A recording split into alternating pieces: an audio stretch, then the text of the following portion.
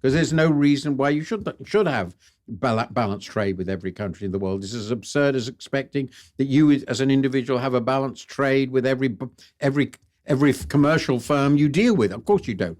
So the answer, very simply, is these are extremely bad policies, badly targeted, and based on misunderstandings of the underlying problem. That doesn't mean there isn't a problem, but it's not this problem, and it's not going to be solved in the way they set out. And so I think it's basically a disaster. At the end of this, the global trading system will be demolished.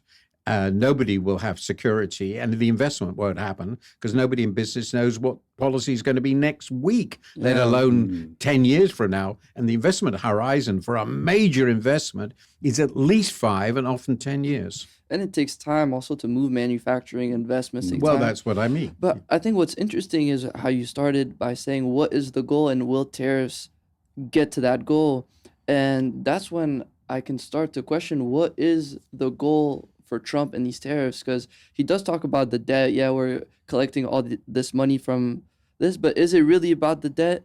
Is it really about, or is it just a power play? Is it he wants to renegotiate? Because even here you're talking about how America has this deficit and China, for example, has this surplus. So they've been able to grow with this deficit that America has. So maybe he's playing on this deficit, on this power of the American economy to be able to then negotiate something. But well, I think so. Let's separate again. I don't know what's in Donald Trump's mind. Working out how Donald Trump thinks is, for me, basically impossible because it's so alien to me. I think that's true of most economists, but even most people. But you raised two aspects which I think can be so. One is, it's a power play. He likes power.